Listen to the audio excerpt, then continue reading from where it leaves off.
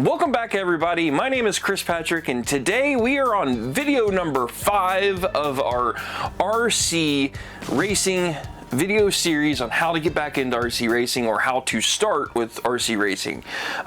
With video number 5, today's topic is spare parts. It's a very simple subject, but it can get very convoluted and very crazy really quick if you don't pay attention to those details before you even make your first trip out to the track. And what I mean by that, I'm trying to make this a very simple, short video. It doesn't need to be complicated. If your track that you're racing at has a hobby shop and has the spare parts for the car, the vehicle that you're physically racing, then you're fine. You have availability at the track to fix broken parts because they have that local hobby shop. Make sure that they have things that you might need. So for example, like A-arms. You typically will break certain components on your vehicle. The A-arms are a common part that breaks. Or for example, hinge pins, some electrical stuff like fans. They're more like the consumable item components, in my opinion, are prone to wearing out and breaking. So if, like I said, if your racetrack that you're going to race at has a local hobby shop, then you can basically skip this step. You're not going to have to worry about investing into buying spare parts. But if you are racing outdoors at a place that is just by itself, there's no hobby track, or the hobby track doesn't carry TLR parts, but yet you bought a TLR and they only carry associated and X-ray parts, then that means you need to invest in components and carry them with you wherever you go racing. The best advice that I can give you, if you have not done any racing with that platform yet, go on Facebook groups and ask, hey, I own an Associated Beast 6.4 converted to a street stock. What are the pieces, components that you recommend I carry for replacement parts? And some people like me would chime in and say, hey, yeah, you're gonna need a set of A-arms, you're gonna need a set of hinge pins, you're gonna need a set of like turnbuckle eyelets, or ball stud ends, whatever. You're gonna need some tires, you're gonna need a plethora of springs, you're gonna need whatever they're gonna tell you. And then you go to your sources online or your local hobby shop, wherever you're buying your pieces from, and buy the parts that you need and keep them with you at all times. The reason why, you will break pieces. There's no way around that. It is guaranteed that you will break something. This is part of learning and is part of racing. I guarantee you will break an A-arm or bend a hinge pin within the first 2-3 races. Guarantee it. It's just those are common mistakes that happens. I understand that. I understand that you probably don't. So if you don't have these and your hobby shop where you're racing at doesn't carry it, you now can't race. That's the importance of doing some research, making sure that you have spare parts before you go to the track, or you have the availability to buy spare parts at the track that you're racing at, so that way when you break, you're not out. Because the last thing I want you to do is to go to that track, break in practice or break in just round 1 of qualifying, and then now you can't do anything the rest of the day and you've just wasted an entire trip instead of having fun. That's the whole point of this, is making sure you have everything that you need before, everything in place before you even get to your first race, which is why this topic is video number 5. Comment. Let me know what you guys think. Am I wrong for advising people to carry spare parts? Let me know. Comment down below. When you were new, did anybody tell you that you should have spare parts for your vehicle? And then what happened to you when you broke down, when you didn't have spare parts? Did you go to your track and get hobby or parts from the hobby store, or did you just like pack up and go home because you couldn't keep racing? I'm curious. Let me know. Comment down below, guys. With that, it's very simple, quick video. I don't want to make this long.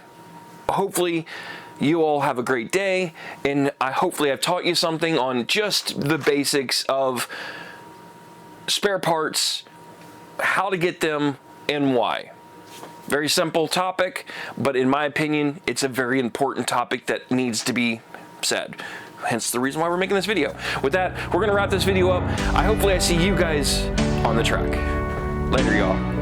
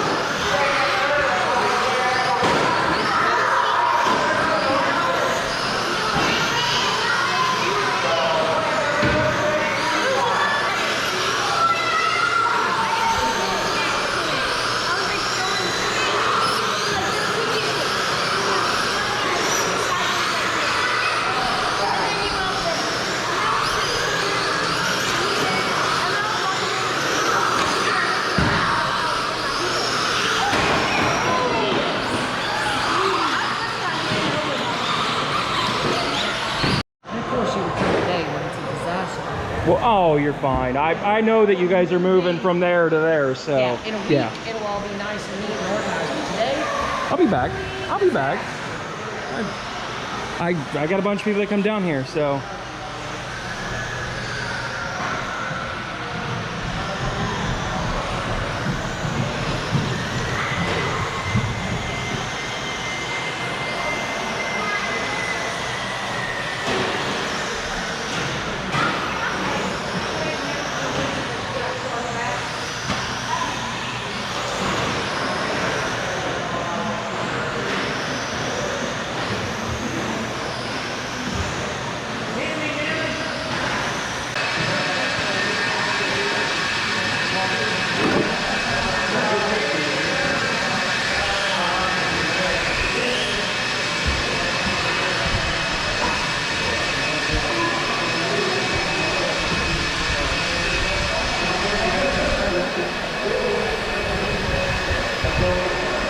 Better take it easy on me, because I don't know what to expect. I don't either.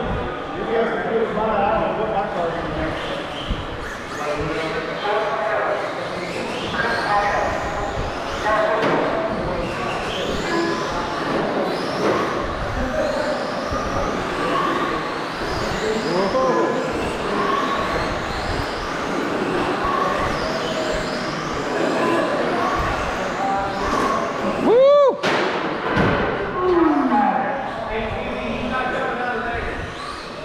I hit the brace and I did a donut right in front of them. Do they do, where's the timing loop? Is that what that line is?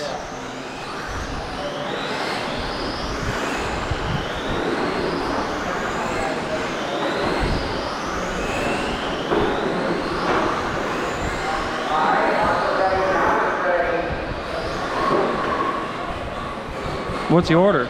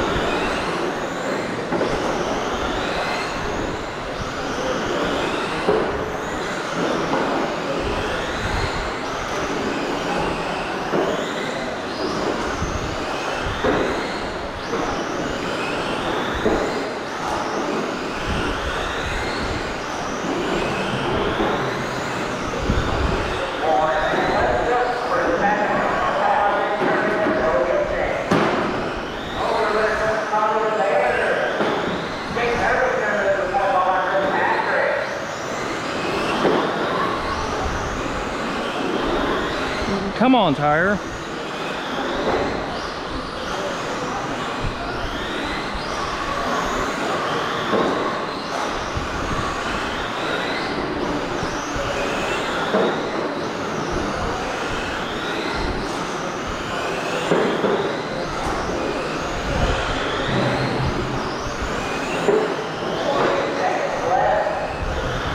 Oh, I threw my lead away.